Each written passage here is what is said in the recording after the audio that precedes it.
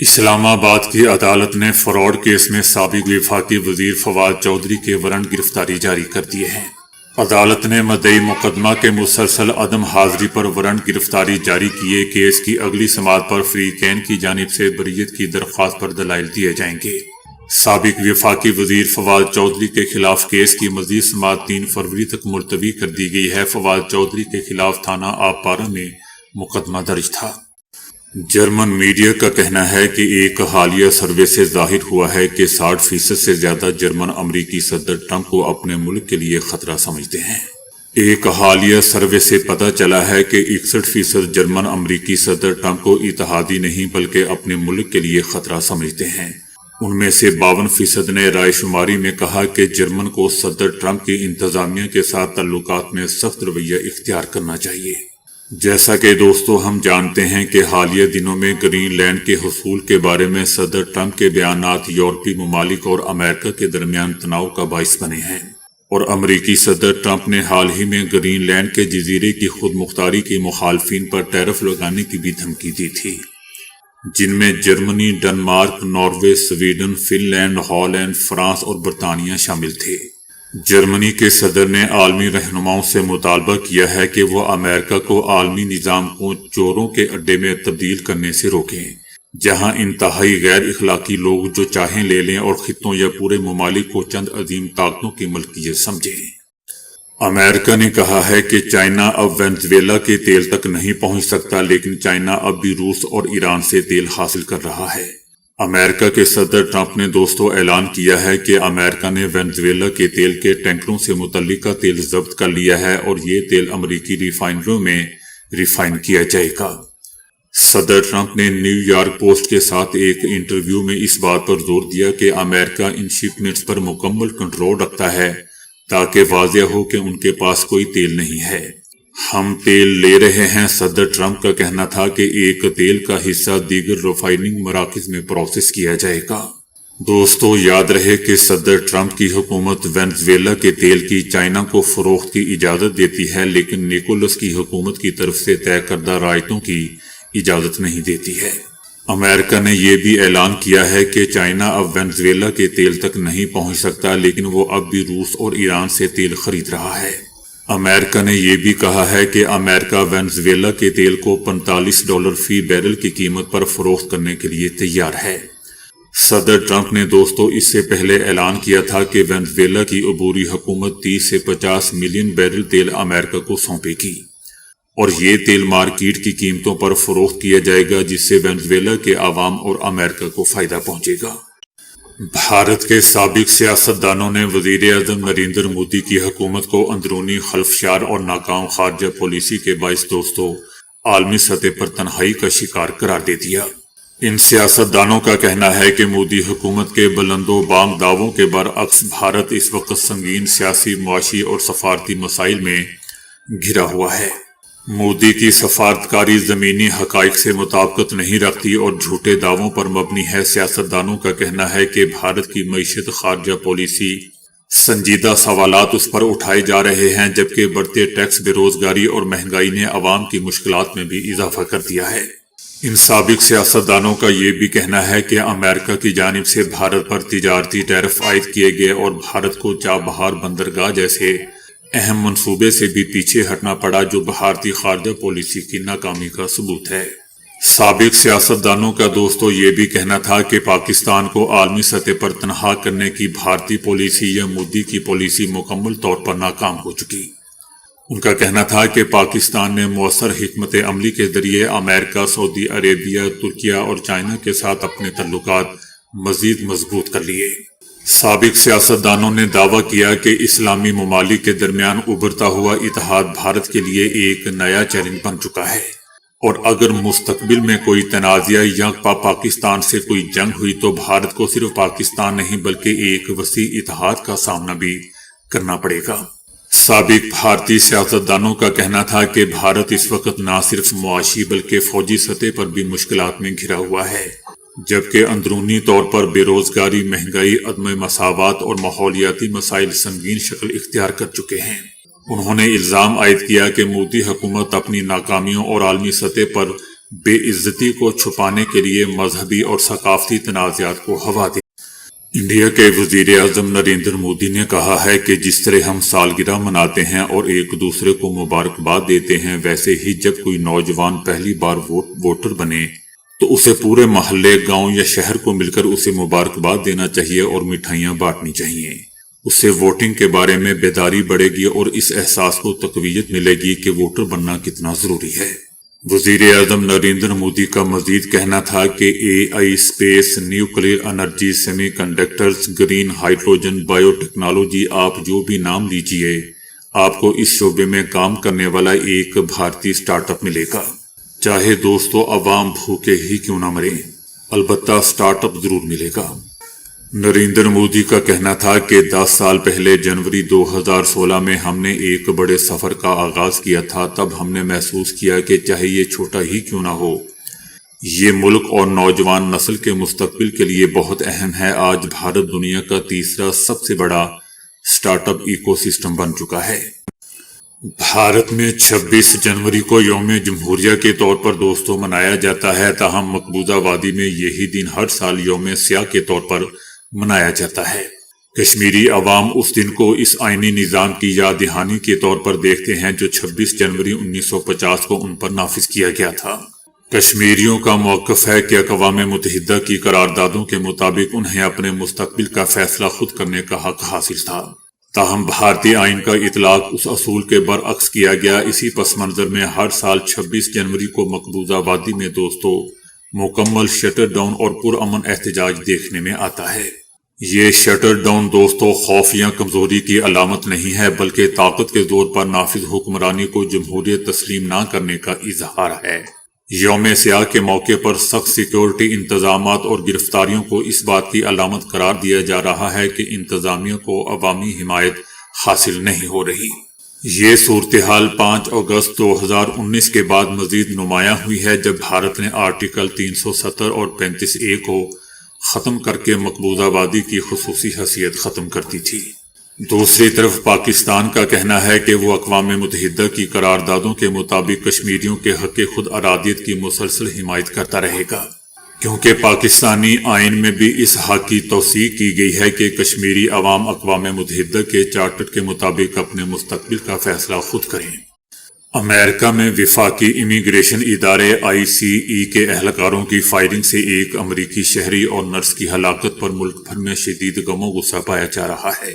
واقعے کے بعد مقامی رہنماؤں، سیاستدانوں اور ہالی ووڈ شخصیات کی جانب سے سخت رد عمل سامنے آیا ہے، جبکہ واقعے سے متعلق متضاد بیانات نے کئی سوالات کھڑے کر دیے ہیں۔ 37 سالہ الیکس جو ایک ICU نرس تھی، اس کو ہفتے کے روز وفاقی اہلکاروں نے فائرنگ کر کے ہلاک کر دیا۔ یہ واقعہ ایک ایسے ہی دوسرے واقعہ کے چند ہفتوں بعد پیش آیا ہے جس میں ICE اہلکاروں کے ہاتھوں ایک اور شہری ہلاک ہوا تھا۔ امریکی محکمہ داخلہ کا کہنا ہے کہ الیکس کے پاس پستول اور گولیاں موجود تھی، تاہم موبائل فون ویڈیوز میں سرکاری موقف سے اختلاف کیا جا رہا ہے۔ مقتول کے والدین نے دعویٰ کیا ہے کہ ان کا بیٹا اس وقت اسلحہ تھامے ہوئے نہیں تھا جب اس پر فائرنگ کی گئی۔ سابق امریکی صدر باراک اوباما اور ان کی اہلیہ نے بھی مشترکہ بیان میں واقعہ کو امریکی اقدار کے لیے خطرے کی گھنٹی قرار دیا اور حکومت پر حالات مزید بگاڑنے کا الزام عائد کر دیا۔ انٹرنیشنل میڈیا کا کہنا ہے کہ ایران کے سپریم لیڈر آیت اللہ خامنائی کو ممکنہ امریکی حملے کے خدشے کے پیش نظر تہران میں ایک خصوصی زیر زمین پناہ گاہ میں منتقل کر دیا گیا ہے۔ یہ مقام ایک مضبوط کمپلیکس ہے جس میں ایک دوسرے سے جڑی ہوئی سرنگیں بھی شامل ہیں۔ لیکن دوستو، دوسری طرف اس فیک نیوز پر ایرانی حکومت نے سرکاری طور پر ان رپورٹس کی تردید کر دی ہے۔ ایران کا اس فیک نیوز پر کہنا ہے کہ ایران کسی بھی غیر ملکی طاقت سے خوفزدہ نہیں ہے۔ امریکی جنگی جہاز بردار بحری بیڑے کی مشرق وسطی تعیناتی کے پیش نظر ایرانی آرمی کے چیف جنرل محمد پاکپور نے امریکہ اور اسرائیل کو سخت وارننگ دی ہے کہ کسی بھی قسم کی مہم جوئی اور جارحیت سے باز رہیں۔ ان کا کہنا تھا کہ ایران کی فوج اب پہلے سے کہیں زیادہ تیار بیٹھی ہے، نگاہیں ہدف اور انگلیاں ٹریگر پر ہیں۔ بتایا جا رہا ہے کہ افغانستان میں طالبان حکومت کی پالیسیوں کے باعث بنیادی انسانی حقوق کی صورتحال مزید دوستوں خراب ہوتی جا رہی ہے، جہاں عوام خوف، دباؤ اور عدم و تحفظ کا شکار ہو چکے ہیں۔ افغانستان کے مبصرین کا بھی کہنا ہے کہ طالبان انتظامیہ نے اقتدار برقرار رکھنے کے لیے سخت اور جابرانہ اقدامات کو معمول بنا لیا ہے۔ افغان میگزین ہشت صبح کی رپورٹس میں بھی بتایا گیا ہے کہ طالبان حکومت کے بڑھتے ہوئے تشدد اور دباؤ کے باعث عوام میں شدید تشویش پائی جا رہی ہے۔ رپورٹ میں بتایا گیا ہے کہ ٹیکسی گاڑیوں میں خواتین کو لے جانے پر غیر اعلانیہ پابندیاں عائد ہیں، جس کے باعث ڈرائیور طالبان کے خوف سے خواتین کو سفر کی سہولت دینے سے انکار کر رہے ہیں۔ اسی طرح سرکاری ملازمین کو مختلف الزامات اور ہیلے بہانوں کے تحت بلا جواز گرفتار کیے جانے کے واقعات میں اضافہ ہوا ہے۔ میگزین کا کہنا ہے کہ طالبان کی وزارت صحت کے زیر اہتمام ایک گریجویشن تقریب کے دوران میڈیکل طلبہ کو مبینہ طور پر تضحیک کا نشانہ بھی بنایا گیا۔ میگزین دوستو مزید لکھتا ہے کہ طالبان حکومت نے نام نہاد علاقائی پاسپورٹ فارمز کے ذریعے عوام سے بار بار ذاتی معلومات حاصل کی ہیں، جسے ماہرین نفسیاتی دباؤ اور مسلسل نگرانی کا ذریعہ قرار دے رہے ہیں۔ ماہرین کا کہنا ہے کہ خواتین کے نقل و حرکت پر پابندیاں، ملازمین کی بلا جواز گرفتاریاں اور مستقل نگرانی نے افغان معاشرے میں ذہنی دباؤ کو شدید کر دیا ہے، جس کے اثرات ایک پوری نسل پر مرتب ہو رہے ہیں۔ انسانی حقوق کے حلقوں کا بھی کہنا ہے کہ موجودہ پالیسیاں افغانستان کو ایک سنگین انسان۔ فرانس کی بحریہ نے بحر روم میں روس پر عائد پابندیوں کی مبینہ خلاف ورزی کے شبے میں ایک آئل ٹینکر کو روکنے کے بعد اس کے کپتان کو حراست میں لے لیا۔ ٹینکر کے 58 سالہ بھارتی کپتان کو اتوار کے روز تفتیش کے لیے عدالتی حکام کے حوالے کر دیا گیا۔ فرانسیسی حکومت کا کہنا ہے کہ تحقیقات کا مقصد یہ جانچنا ہے کہ ٹینکر پر لہرایا جانے والا جھنڈا اور جہاز رانی سے متعلق دستاویزات درست اور قانونی ہے یا نہیں۔ جہاز کا تمام عملہ، جو تمام بھارتی شہری ہیں، تاحال ٹینکر پر ہی موجود ہیں۔ فرانسیسی حکومت کا کہنا ہے کہ شبہ ہے کہ یہ روسی شیڈو فلیٹ کا حصہ ہے، جو یوکرین جنگ کے باعث روس پر لگائی گئی پابندیوں سے بچنے کے لیے استعمال کی جا رہی ہے۔ یاد رہے دوستو کہ یورپی ممالک کا کہنا ہے کہ روس پابندیوں سے بچنے کے لیے 400 سے زائد جہازوں پر مشتمل ایک خفیہ فلیٹ استعمال کر رہا ہے۔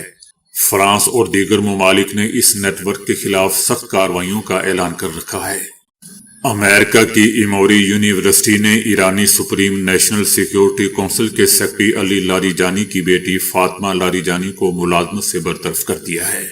دوستو پہلی بات تو یہ ہے کہ ایرانی سپریم نیشنل سیکیورٹی کونسل کے سیکرٹری علی لاریجانی کی بیٹی فاطمہ وہاں جاب ہی کیوں کر رہی تھی؟ اسے تو اپنے ملک ایران میں ہونا چاہیے۔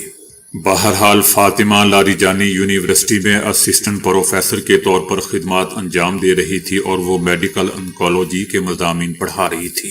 یونیورسٹی نے دوستو اس فیصلے کی وجوہات سے متعلق مزید تفصیلات فراہم نہیں کی، سوائے اس کے کہ فاطمہ لاریجانی اب ادارے کی ملازم نہیں ہے۔ یاد رہے دوستو کہ چند دن پہلے امریکی ایوان نمائندگان کی طرف سے یونیورسٹی انتظامیہ کو ایک خط ارسال کیا گیا تھا، جس میں فاطمہ لاریجانی کو ملازمت سے برطرف کرنے اور ان کا میڈیکل لائسنس منسوخ کرنے کا مطالبہ کیا گیا تھا۔ اس پیش رفت کے بعد یونیورسٹی کی جانب سے یہ اقدام سامنے آیا ہے۔ بنگلہ دیش کی حکومت نے بھارت کی جانب سے سابق وزیر اعظم شیخ حسینہ واجد کو نئی دہلی میں عوامی تقریب سے خطاب کی اجازت دینے پر شدید احتجاج کیا ہے اور اسے بنگلہ دیشی عوام کی توہین قرار دیا۔ بنگلہ دیشی حکومت کا دوستو کہنا ہے کہ انسانیت کے خلاف جرائم میں سزا یافتہ اور مفرور شیخ حسینہ واجد کو اس طرح بولنے کا موقع دینا بنگلہ دیش کے امن، سلامتی اور جمہوری عمل کے لیے خطرہ ہے۔